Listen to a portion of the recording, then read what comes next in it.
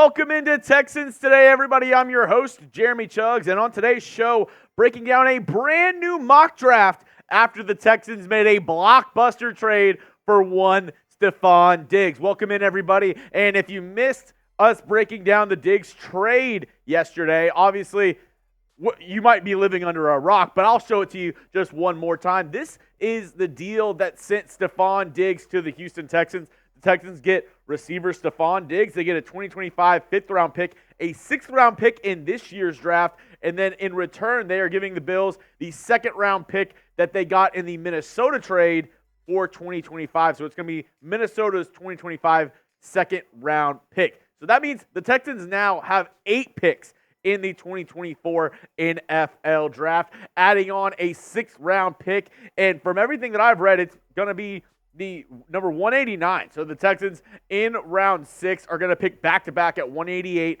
and 189. I'll tell you my brand new mock draft coming up in just a moment. But if you haven't already, if you didn't know about the Stefon Diggs trade, it's probably because you don't have your notifications turned on. I did a little bit of deep diving into my channel the other day, and I realized only 14% of y'all have your notifications turned on. So when the Texans make a move like trading for Stefon Diggs, when breaking news happens, you won't know what is going on because you didn't hit that notification bell. So if you haven't already, go down and hit that noti bell. If you already have your notifications turned on, drop a bell down in the comment section so I can show y'all some love. Make sure you also hit that subscribe button because I also learned about 60% of the people that watch my videos aren't subscribed. That means they're not getting free Texans videos all year long. So join the wave, hit that subscribe button, and make sure to turn on your notifications. Now, with the first pick in my brand new mock draft, the Texans select Tyler Nubin, safety out of Minnesota. There were some good wide receivers still on the board, but now that the Texans have Stefon Diggs, I went with the best player available at 42. There weren't a lot of corners that I loved at 42, but hey, with the Texans' first pick in the second round, if you can get the best safety in this year's draft, sign me up. That's why I drafted Tyler Nubin out of Minnesota. This past season, he had 53 tackles for the Golden Gophers, 1 tackle for loss, 1 sack, 9 pass breakups, 5 interceptions, and 1 forced fumble. As we look at his coverage stats from last season, he was targeted 20 times, only allowed 6 completions for 90 yards, 2 touchdowns, and a quarterback rating when targeted of 39.6. Tyler Nubin had a great season last year for Minnesota. And over the last 4 years, it's not just a 2023 thing. Nubin has really showed out in his entire career at Minnesota. In 2022, he had 4 interceptions with 55 tackles. In 2021, 2 interceptions with 52 tackles. Tyler Nubin would be a great addition to the back end of this Texans secondary. A guy who can kind of play center field, a really good disruptor on deep balls for opposing teams. I really like Tyler Nubin at pick 42, but what say you? What position should the Texans draft with their first pick? Do you think it should be a certain position? I was looking at a couple defensive linemen.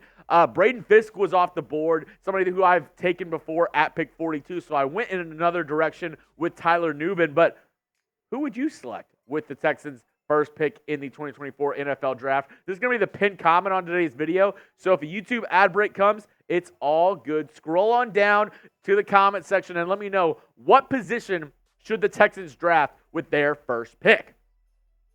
Next up, round 2, pick 59. I went linebacker Junior Colson out of the University of Michigan. 95 tackles, 2 tackles for loss this past season for the national champs. And he was part of a defense that was absolutely swarming teams this past season. And not only is he a really good run stuffer, he's multi-dimensional. He was pretty good in coverage this past season.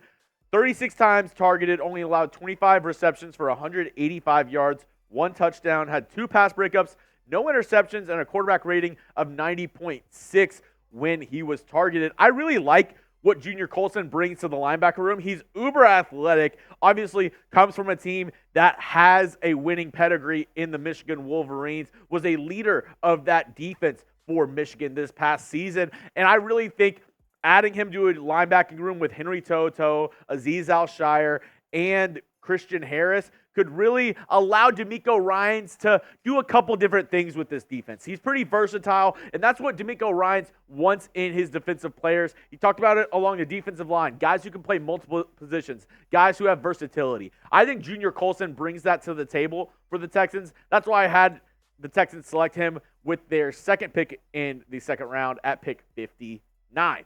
Next up, I'm getting a big boy. Give me Christian Mahogany out of Boston College, interior offensive lineman. I love me some big boys. Don't clip that. Don't clip that, please. I love me some big guys up the middle. That might be even worse. Christian Mahogany is definitely that. 2023 PFF numbers, an overall grade of 74.9. He allowed 0 sacks, 0 hits, only 7 hurries, and 5 penalties in 2023. And I think adding him to this Texans offensive line depth chart would be a big plus. We have a lot of question marks when it comes to left guard and center going into next season. This is what I have just right now on the offensive line depth chart. Jarrett Patterson very well could start at center for the Texans, but I don't have a lot of confidence in Kenyon Green, the former first-round pick out of Texas A&M. Drew Scruggs played decently at left guard last season, but is he comfortable playing left guard? I want to add a little bit more depth there. Make sure you're getting the best 5 guys out there that you can to protect C.J. Stroud, because you already have the weapons in place. Now we need some help getting C.J. Stroud some protection and making sure we can open up some running lanes for Joe Mixon. And I talked about it, could Jarrett Patterson start? Could Drew Scruggs start? Could they draft a center, maybe a Zach Frazier, Jackson Powers-Johnson, if they slide down draft boards?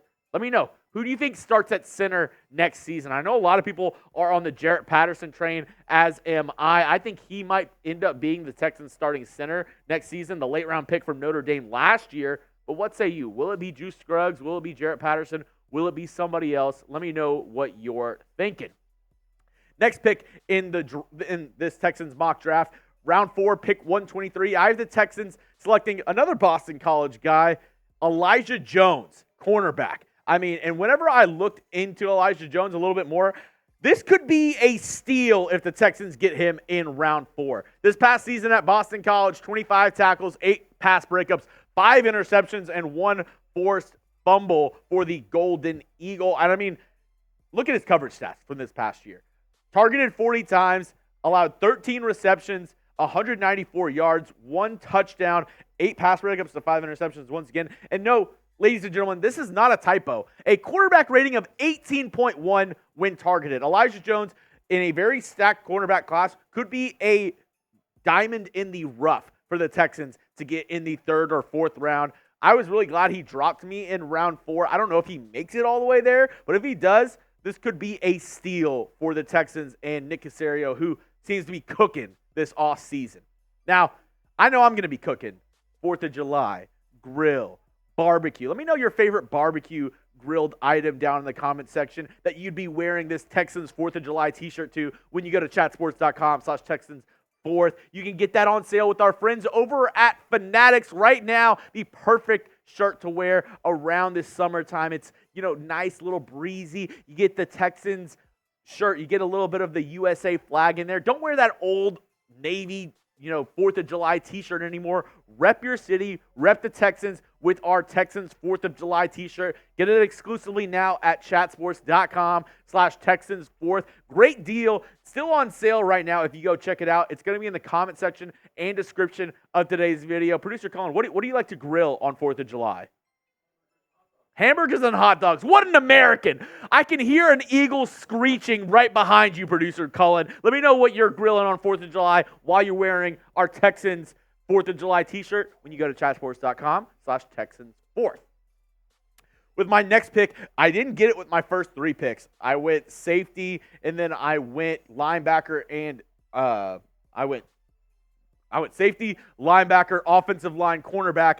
Don't think I forgot about the defensive line. I picked up McKinnley Jackson, round 4, pick 127, the defensive lineman out of Texas A&M. And the numbers don't jump off the page for you, but he's a big guy. I like what he brings to the table. This past season at Texas A&M, 27 tackles, 3 sacks, 5.5 tackles for loss. He's a big guy who can stuff up the interior. Give me McKinnley Jackson from Texas A&M in the 4th round. I like this pick for the Houston Texans, adding some depth. And D'Amico Ryan said there's a lot of guys in the middle of this draft that can produce day one for the Texans. I think McKinnley Jackson can definitely get in a rotation on this defensive line day one for the Houston Texans.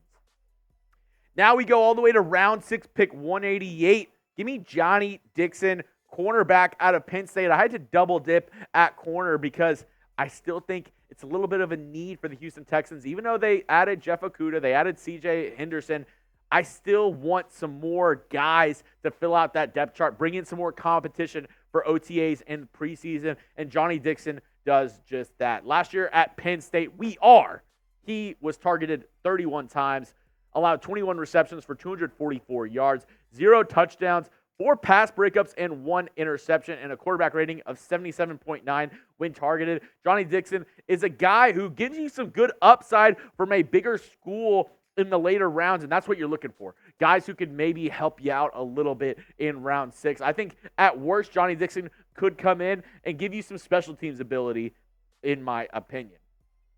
Next up, the very next pick in round 6, pick 189, double dipped again. Defensive tackle. I still think the Texans need more defensive tackle help. Insert Jordan Jefferson, defensive tackle from LSU. 36 tackles, 2.5 sacks this past season. Also added 7 tackles for loss, 7 pressures, and a forced fumble. Jordan Jefferson could be another diamond in the rough for the Texans in round 6 out of LSU, who they produced some pretty good defensive linemen over the years. Last season, he was at West Virginia, had a little bit of a more productive season at West Virginia, having 9.5 tackles for loss, 3 sacks on 13 pressures. He's another big guy on the interior that I think could add some depth to this Texans defensive line. And my favorite last pick of the draft for the Texans, and I always seem to find myself drafting him in round 7 because, I mean, who are you going to get in round 7? Round 7 are guys who you're going to get flyers on. You know, they're not surefire guys. They're not guys that are going to knock your socks off. But somebody who I always seem to find myself drafting in round 7 is Rasheen Ali, running back from Marshall. I mean, this dude put up numbers at Marshall. Look at these numbers that he put up in 2023 and 2021. Now, 2022, injured.